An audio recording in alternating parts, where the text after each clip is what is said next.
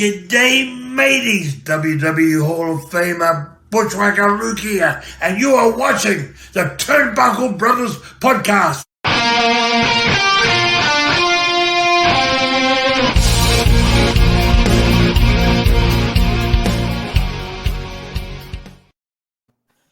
Welcome, everyone, to yet another rendition of the King's Roundtable here on Turnbuckle Bros. And with us, as always, is the Blue Chipper, the Day Tripper, the Lee May Ripper, the King himself, Steve MUTZU. Also with us today, we have Chris BAUD from Deadspin.com. Oh, BAUD Kenobi today.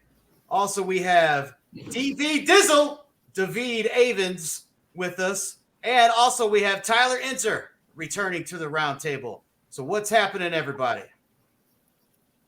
That guy is pretty intense that did the intro. Yes. It's hard to follow that. Yeah. Bushwhacker Luke, awesome. If you're watching, Luke, thanks for doing the intro for the video. WWE Hall of Famer from the great tag team. They were called the Sheep Herders for a while. And then in the WWF, they were, of course, the Bushwhackers. So Bushwhacker Luke, Hall of Famer, intro for the show. All right, guys, let's get right in it. King's Roundtable, Diamond Mind Online discussion, SSG debate. Go, Steve. Rant. Okay. Before the show started, we were talking a little bit, and it seems to me that they just don't see the full. I can't even figure out what I'm saying here. I'm ruining this the whole show. I don't know what's going on. It's terrible. I think you were saying you didn't like SSG before the show, right?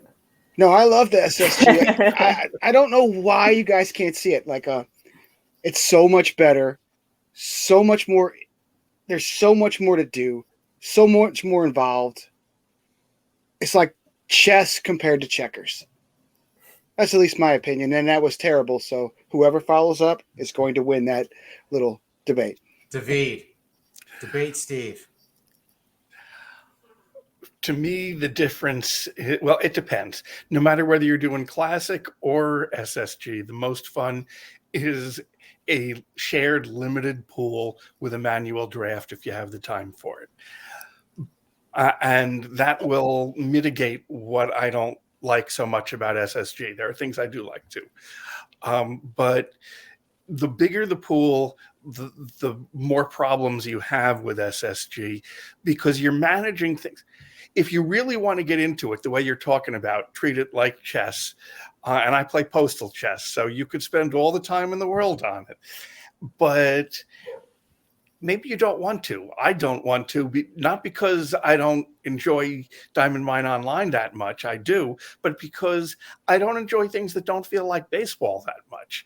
And managing the plate appearances, saying that so-and-so, at a certain point is going to turn into a pumpkin, so I need to manage them. That's not what real life team does. What I get, different people get different things out of playing. What I get out of it is trying to be the best general manager possible. And the best general manager possible in SSG is spending a whole lot of time doing things that real life GMs would think is nuts. But also at the same time, if you manage well and strategize properly as far as the drafting and playing time and plate appearances and innings and all that kind of stuff, you don't have to manage that much if you plan accordingly for the future. But I think it's the planning of that stuff that seems unrealistic. Like knowing how many plate appearances you can get out of a player seems, I don't know. I've never played it, so I'm not, and I don't mind that there's people who like it a lot. It doesn't sound all that appealing to me. It adds a different strategy to the game. Really, it makes you think a little bit harder. About stuff. It crosses baseball with Sudoku. And my feeling is if I want a baseball sim, I'll play classic. And if I want to play Sudoku, I'll play Sudoku. BAUD, what's your take on it? Long-time player. I actually like SSG a lot. And I've only played pretty limited fairly limited player pool SSG leagues. And I like it a lot, and I think it's a lot of fun. I like making a lot of moves. So it's great. I do think that I prefer standard, classic, whatever you want to call it. I prefer the standard format because I think I think people underestimate like how dynamic the game is and how much like finding like the game. It's like the meta changes. Like we've been talking about it recently on the board where like all of a sudden like it may not be that profitable to use like a lot of cheap platoons, you know? And I've just been coming to this realization that might be true. And, you know, that's kind of interesting. Stuff like that is interesting to me, where like maybe like 2 years ago, because the way the salaries were, you could platoon whoever, Lou Clinton with a 700K left-handed right fielder, and you get like a lot of value. And now those guys are like $1 million each, so it doesn't pay to do that, right? So I kind of feel like the drafting and signing of players and the use of money, the strategy doesn't change that much, really. Like I feel like I could manage the same that I do in the SSG, and I wouldn't in a standard by form of like picking up relievers, buying, 50, 60, 100 great innings here and there, using them up, and then, using a few $1 million to sign another pitcher who does what you want him to do and do that. I feel like I could manage the same way in both versions. There's no such thing as using up innings in Classic. I would just sign guys. I would just sign different guys all the time. Then I would say you do. That's how you like. All right, I'm going to try this reliever for a while. All right, this guy did good. Yeah, let's try this. It's like the people who succeed in standard are like people who have a firm grasp on the current player pool, the current price, the pricings. You know what I mean? One thing DVD said is like more like real baseball, but that's actually not even true, because when you're playing these progression leagues, and that's what a lot of people do in SSG. A lot of SSG is progression leagues. You are really managing your team. You're the general manager too. You need to worry about like what this guy's going to cost next year. You know what I mean? Sure. There's so much more involved. Do I need to trade my number 1 draft pick this year because I just don't have a way to get a shortstop? Yeah, and Matt has all of them. He has 4 of them. I do. Well, what are you going to do? This is so much more involved. There's so much more strategy. Unlike Sandy Alderson, you know that Joe Slusarski is a flop and that Mark McGwire is going to have a good career. In real life, you don't know which one's going to have a good career. Well, that's true, but I mean, still, you still have to make these deals. Your opponents all know the same thing you do. Like, yes. So, I mean, we're all, when we're making a trade, we're all really thinking of the future, our salary cap now. Do I have too many $20 million players? Like, how can I even do this now? Sure. How am I even going to get a shortstop? Like, how am I even going to do it? That kind of stuff. You're talking about a very customized private league. Right. Now we're talking about standard progression leagues. There's a bunch of them going on right now. There's a lot of them. You play 77, 78, 79, just like that. You can find customized classic leagues too that suit your taste.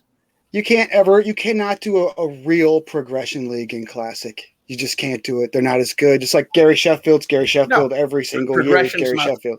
Progression is not the way to do it. So you don't generally have leagues that last as long. But custom pools do make for better classic leagues. Aha. I think it's harder to like get a real advantage in classic game too. It's just harder to do. I don't think that's. You know what I mean? It's like everybody. No. Tyler doesn't agree. I want to hear why Tyler doesn't agree with that. I think there's a ton of advantages you can get in classic over other people. It has to do with finding value, right? The prices are always changing. Well, finding value is exactly the same in both games. You're doing the same thing, right? But it's the same there. You said classic. It wasn't as easy to get an edge. No, I think it's easier to get an edge. It's easier to play classic. You got less to do, less to worry about. Like I told you guys, I just made a team and I literally didn't even have to do anything. I never touched it. I just let it go. I let it go. It didn't do great. You're talking classic, not yeah, in classic. You I didn't just spend your let it upgrade go. money? I spent it all right off the bat because I didn't want to mess with it. I just let it go. I bought Phil Necro right off the bat. He's iron, you know. He was about the right amount. He worked. He was right-handed, so bam, Phil Necro. Start That's 45 times. Let's go. Generally not the way to succeed in the playoffs.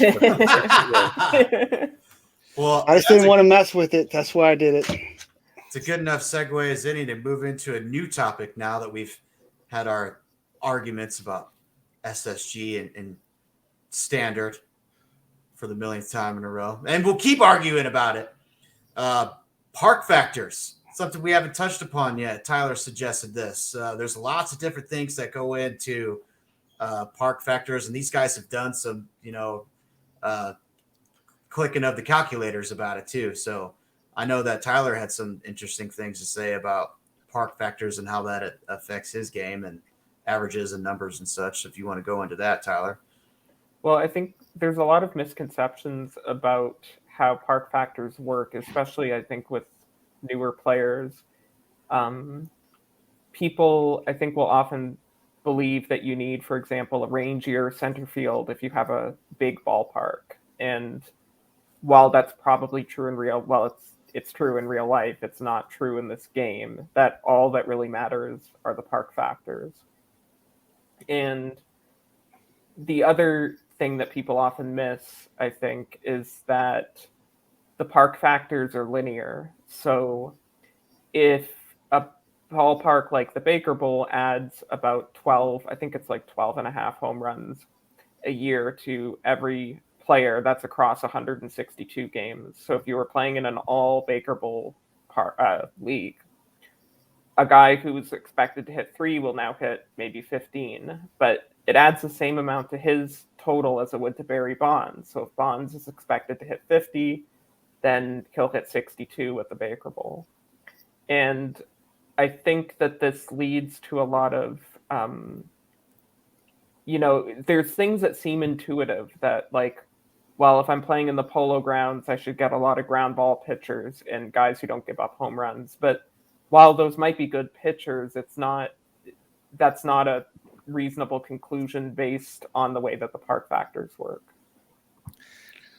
I think even in real life, people overestimate the effect of parks on what kinds of players will succeed. There are some real effects, but I remember James going into this in the abstracts, where people were going on about how in order to succeed in the Astrodome, you needed players who would hit, doubles and especially triples. And he said, no, it's that if you have any good player, more of their offense is going to come from doubles and triples in the Astrodome. So when the Astros succeed, you'll see a lot of doubles and triples. That doesn't mean that you have to go out and find players who hit doubles and triples when they're not at the Astrodome. Interesting. BAUD, what do you got to say about park factors? I assume I work on the assumption that these things that Tyler says are true. I haven't really gone into crunching the numbers myself. But I don't know. Sometimes I like to choose not to believe it. So, when I'm playing in Baker Bowl, I want to have Josh Gibson and, have him launch home runs. It's just fun. It's fun, right? Yeah, it's just like I don't have there are a few parks I prefer, but I guess I'm role playing where I pretend like this is the type of player I want in this park, and it probably doesn't matter that much. There's definitely ways you can build your team to your park, but some people don't think this matters at all. And some people think that you should actually use the Costanza strategy, which is, it's totally counterintuitive to what you think. When you're in a pitcher's park, you load up on offense, when you're in a hitter's park, you go for pitchers and defense. And these strategies work really well. I mean, I don't know if anyone has ever studied it to figure out if you're better off going with or against the grain of the park, but I mean, you can go either way. You can win either way. I guess it just depends on personal preference, really. What I like to think about, or what comes to my mind here, is that you're going to have guys like Bonds who hits 50 homers one year, and at the Baker Bowl, theoretically or whatnot, he's going to hit 62. So his numbers are going to jump up. I mean, but your opponent's numbers are going to jump up while they're playing there too. Is that a factor? That's what I'm thinking about. Okay, I'm going to hit more homers in this park, but the guys that are playing against me they're going to hit them too. So does that cancel it out? I'd like to look into some sort of in-depth on that. I think it certainly contributes to how you structure your team, right? So if you're going to do a Baker Bowl team, you're probably going to need more relievers than you would need in the Astrodome. Yeah, that is the thing about park factors that you think about the most is size of your bullpen. I always play in course, so I know you need more. You definitely need more relievers in course. One thing about I think what Tyler said about everybody gets 12 homers if they play in Baker Bowl or whatever is for the most part true. But I think on the extremes, just like with the stolen bases, it's really not true. I think the guys that hit 0 homers like Ozzy still hit less than maybe everybody average gets 12. Almost everybody gets 12, but I just don't think it's everybody. Except that's from playing in one park all the time. Well, you're playing in cores, and the cores numbers say that for only half a season in cores, you should only be getting an extra 2 or 3 home runs. So you're not going to see that much of a difference. But Bonds is also only getting an extra 2 or 3 home runs. And what you want to find in park factors is the big numbers, like the 119 for like singles for a right-hander, something like that. Those are the numbers you can exploit. Those ones, the big ones. A tiny increase on the singles is actually a pretty big effect. Yeah, the singles and the singles are the number that you really. That's the number. That's the one you really worry about. And you can almost ignore triples, like not entirely, but they have almost no effect. Yes, there's a big difference between lefties and righties for singles. That tells you what kind of team you want to build. Yes, that is totally. I always look for a park like that whenever I'm playing SSG, and I always look for a park with a big gap in the singles from one hand to the other. I like doubles. I focus on doubles. I like guys who hit lots of doubles, and I always play in neutral park. That's it's almost like a molding of the strategies. What we're saying though is you just hit more. Everybody hits more singles. So if you get a 20% bonus to singles, and you're getting way more singles, you just get way more for your bonus than you would with doubles. Right, and it's relative. Yeah, it's relative to the standard era. So I don't know. Does anybody know offhand how many singles the average hitter got in the standard era? It's the park factors as published, not the factors, but those aren't the factors that are actually used. The park factors as published are relative to the years that that the park is coded for.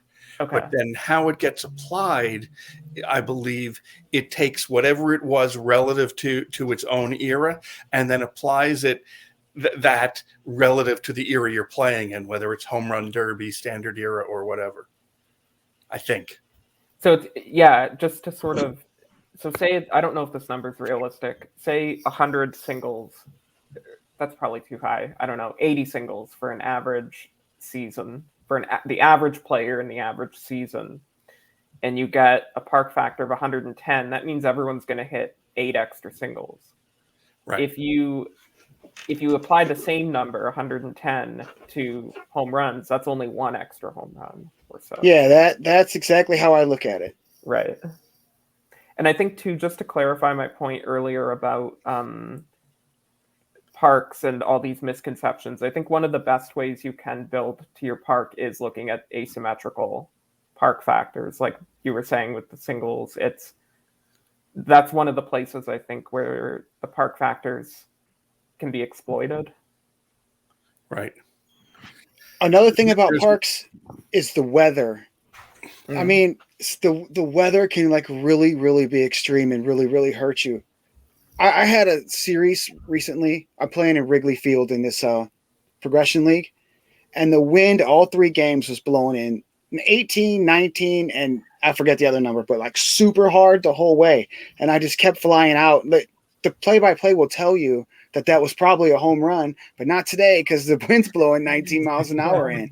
And that just happened to me also. I got swept that series because of the weather.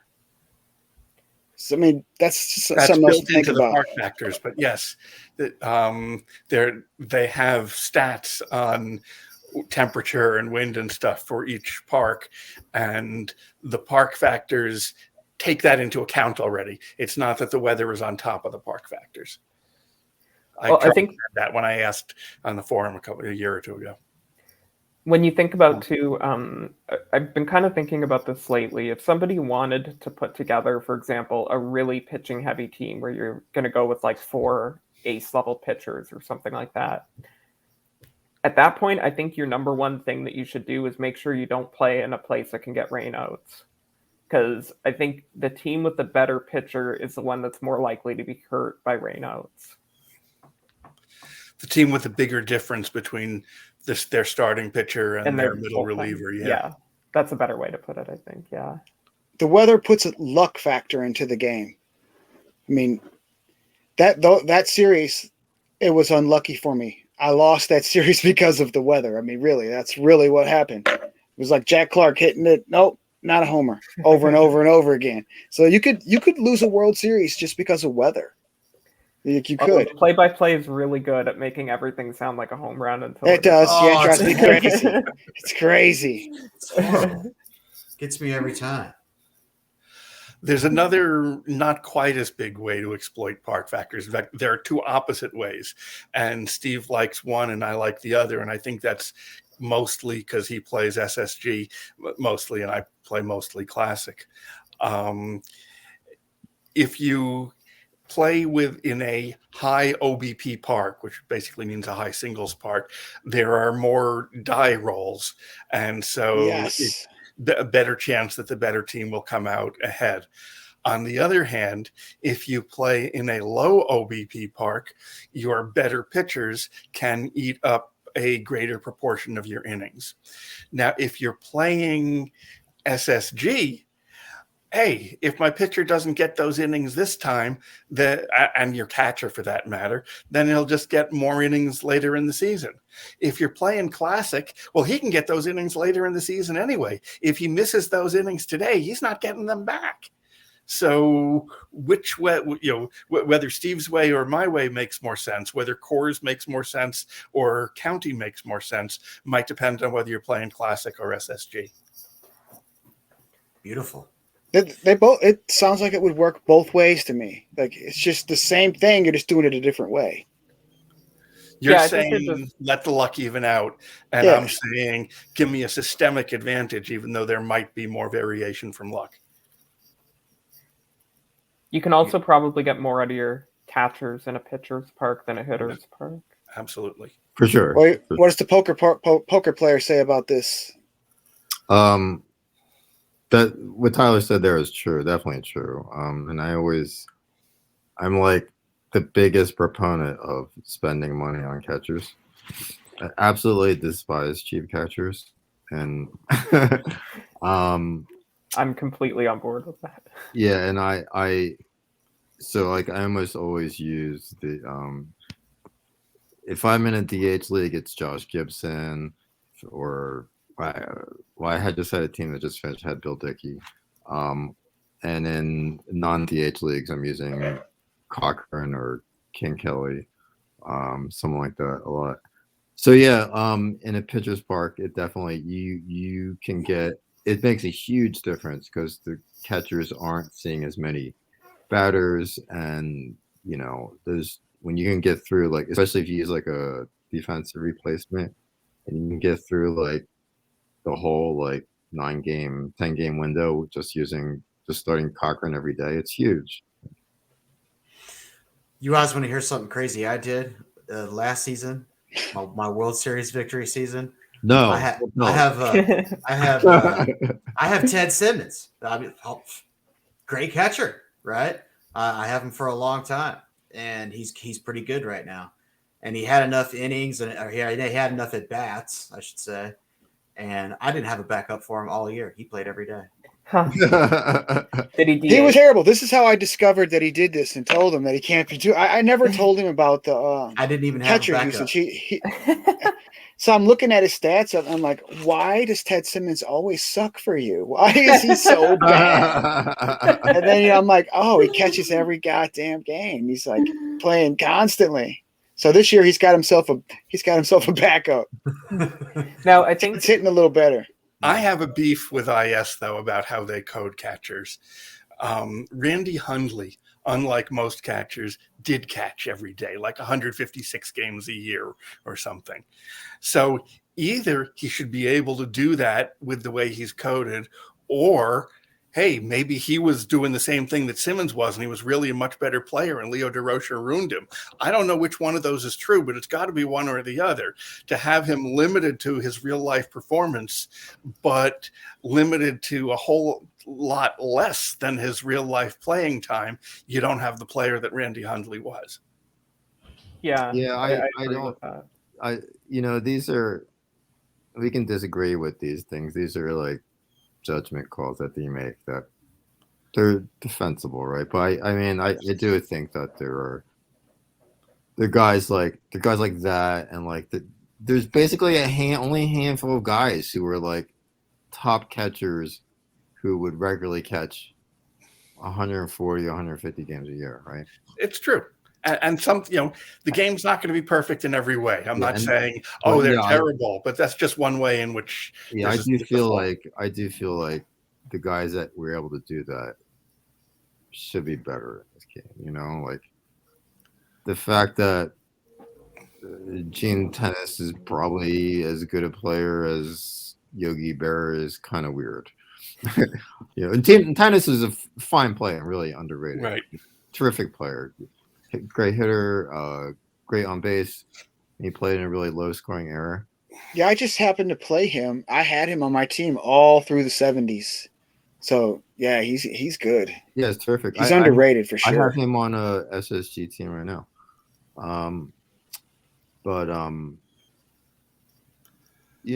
He wasn't catching 140 games a year with, I don't think, right? He was getting about 550 at bats a year, but he played first base and third base and stuff too. He would split positions and stuff like that. Yeah. So I don't think he ever caught more than 130 or so. Yeah, I think guys like Bench and Bear should get something. Should be a little bit better. Yadier Molina caught a lot of games. Biggio too. Oh yeah. And do you guys think about stuff like that too when you're looking at catchers? Are you looking at like fielding and fielding percentage? Like I definitely like my catcher to be EX. I look at throw and pass ball for sure. Yeah, I mean, even if he doesn't hit that great, I kind of think about the Yachty philosophy of, for the longest time, he was the best defensive catcher, and his hitting kind of came as his career, developed. He wasn't always hitting that great. But the fielding behind the plate, throwing out runners, blocking balls, all that kind of stuff. I mean, I'll take that any day over offense. I don't think catcher defense matters as much as it used to in real life, because pitch framing is not a thing in this game. And that's where catchers would really become great players that sometimes you never heard of. It's why Jorge Posada should not be in the Hall of Fame. And it's why all three Molina brothers were really great when they were young. I was talking to Tyler about Posada recently. I was like trying to explain it was like he had a pretty good arm, right? And he could throw out runners, but like, and he hit real well for a catcher. Oh, he was a terrific hitter. Yeah. When it came to like every other aspect of catching, he was just horrible. When you watch the game, and it probably, I don't know, like he probably looks worse than it was, you Good know. point. But you're watching him, and it's like he would just like randomly drop a strike, like it's right over the middle of play, and he just like he can't catch it. It hits, and like sometimes the umpire is just not going to call that a strike, you know. And there's stuff like just like the miscellaneous defensive stuff. You know, he just didn't look comfortable behind the plate, and he wasn't. He was always fidgeting around and dropping pitches and not framing the pitch and not blocking in play. So he just looked like he was awful. You know. I think you described him. I kind of liked you described him as basically the opposite of Mike Piazza. Yeah, where like Piazza was like one of the worst throwing catchers of all time, right? But everything else he was pretty good at. Like he looked competent behind. Like if he didn't, he would never be a catcher, right? You can't be the worst throwing catcher and just be bad at everything else and still be a catcher. Right. Then you'd be who is it? That guy from the Kurt Blefary. Yeah, Blefary. Yeah, I was thinking of the guy who was like. I was thinking of the guy who was like he hit a bunch of home runs as a rookie and then he didn't pan out from like Rudy Matt Noakes. No, but guys like that, sure. There's one from the like 1969, 70, I can't think of his name. But Cliff Johnson would be another one. But yeah, like Piazza looked good. Like he was good at handling pitchers and, you know, blocking in play. And I don't think he had a lot of pass balls, you know. But he couldn't throw anyone out. And Posada was kind of like the opposite of that. So. Right. When I look at catcher defense, I basically look at runs created per 600 and pass balls. I'm not that worried about it. I'm looking at the hitting, basically. What about? And I don't want them to be too bad, you know. As long as they're not. What about throwing? Yeah. What about throwing? It's all the same, basically, to me. Like if they want to run, let them run. I love having an X arm behind the plate because not only do they throw out base runners, but they backpick runners like a lot more than any other catcher. That's the kind of stuff I'm talking about. If they want to run in a game against me, like in the parks, just anywhere, I'm going to score a lot of runs. If you want to just waste your runners trying to steal, go for it. Well, especially in cores, right? Just go for it. Let's go. Run. So I don't really worry about the throw at all. It's just really that's how it works out for me. If he can throw, he can throw. If he can't, he can't. It's just whatever happens. I don't really worry about it at all.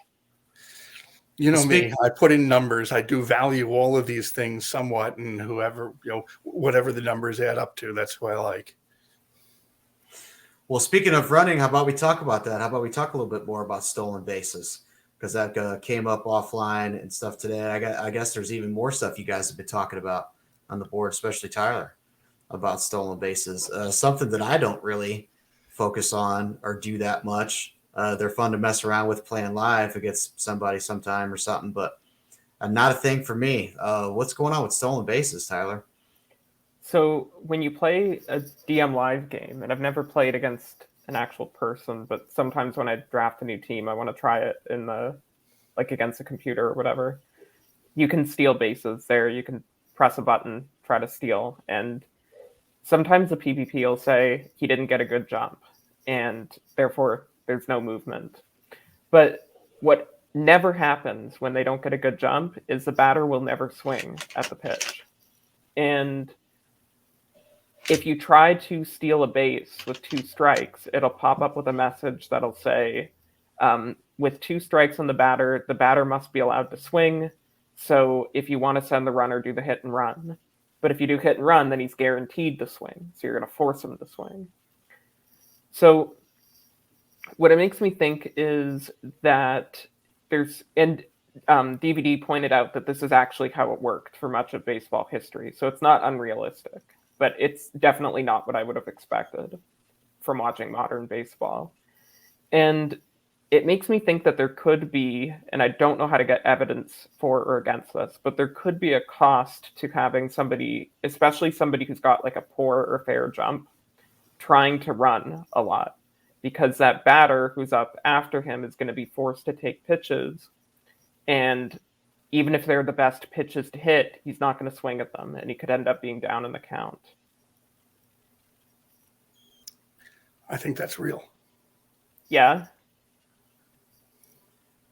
I think that's pretty real too.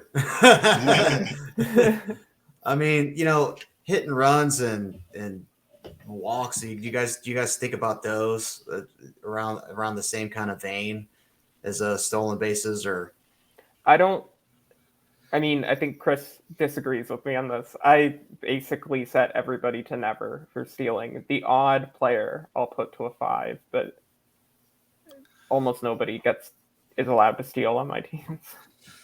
If you're not X or VG, you're set to never for me.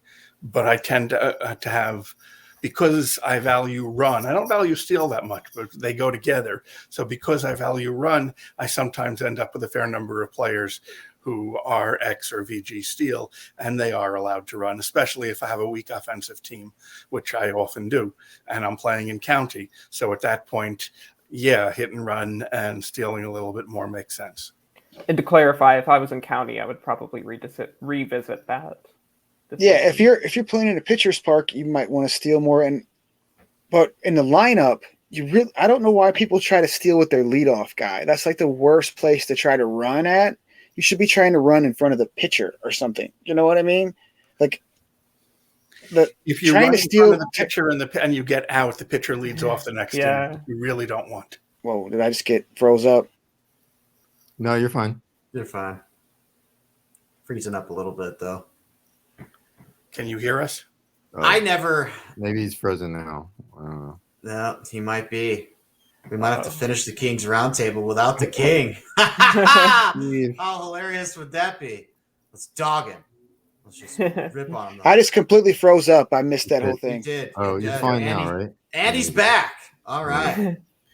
So what I was saying is, if you steal in front of the pitcher and you're caught stealing, the pitcher leads off the next inning, and that's terrible.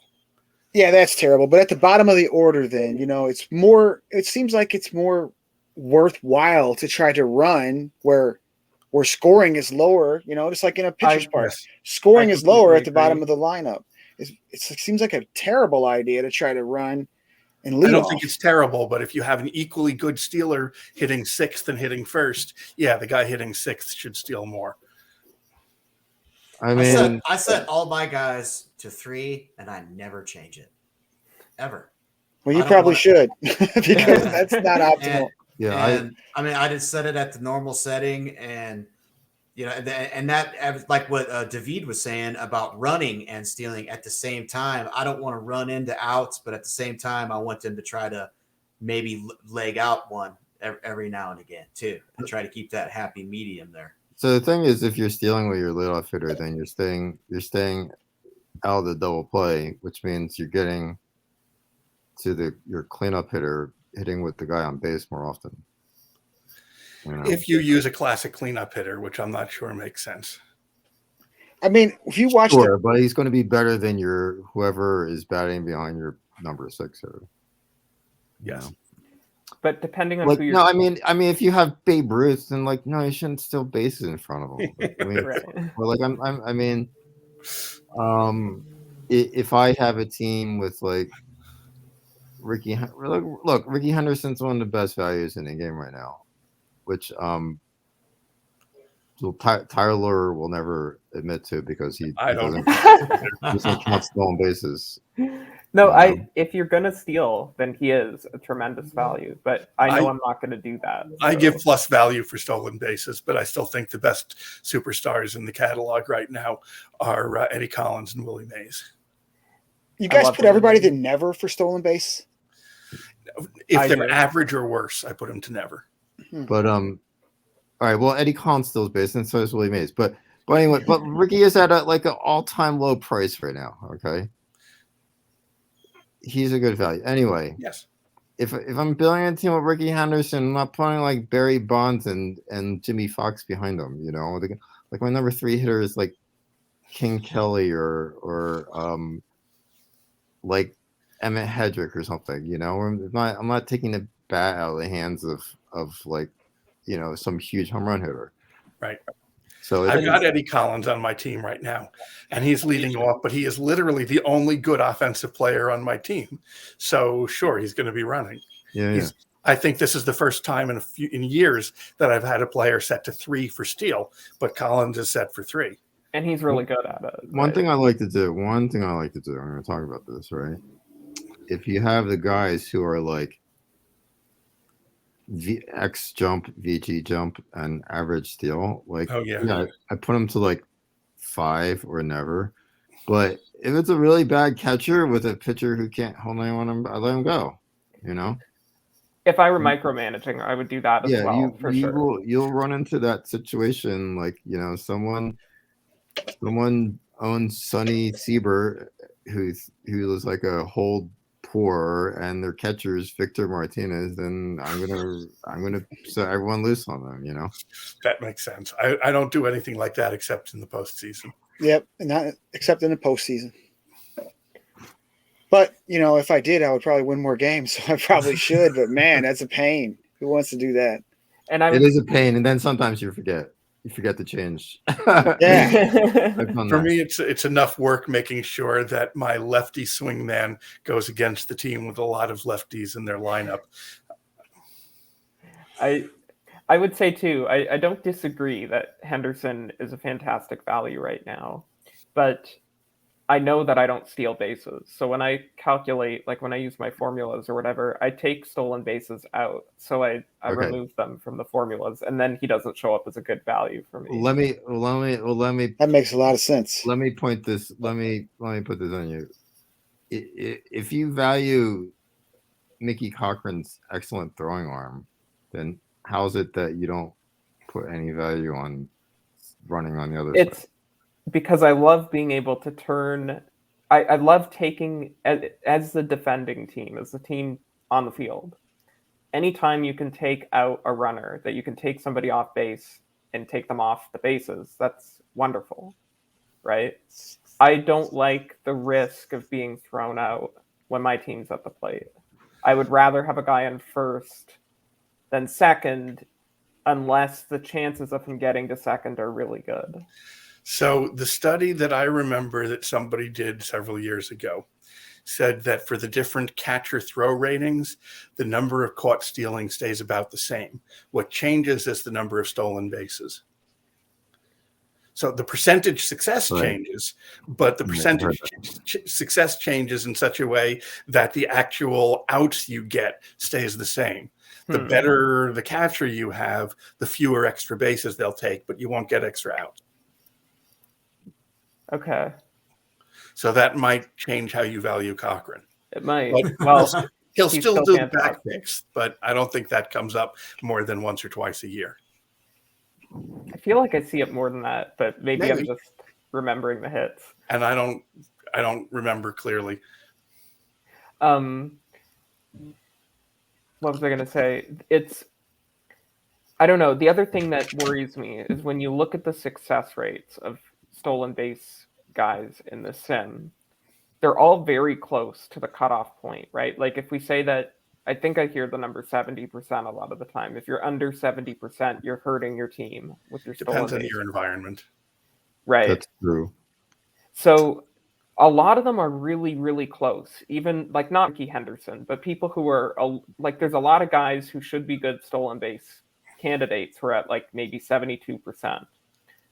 I'm not confident that given natural variability from season to season, they're going to be over 70% any given year, right? We don't know the standard deviations on these. My guess is for standard era, you're probably more like 67% than 70, but I'm not sure of that. The 70% was calculated, I think, during real life home run derby era, which would push that number higher. That could change things a little bit then. Well, guys, and if I was in county, I would look at it again too. Well, I was just going to say, guys, this has been great stuff today. We're at a good stopping point, so I'm just going to go ahead and say it's been awesome.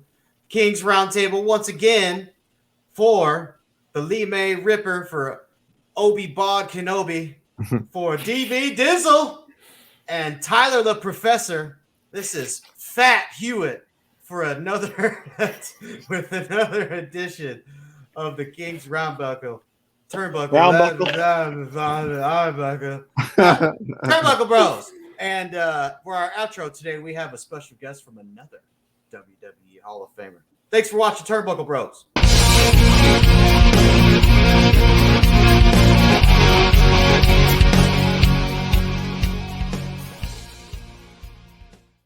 Turnbuckle Brothers, man. Wow.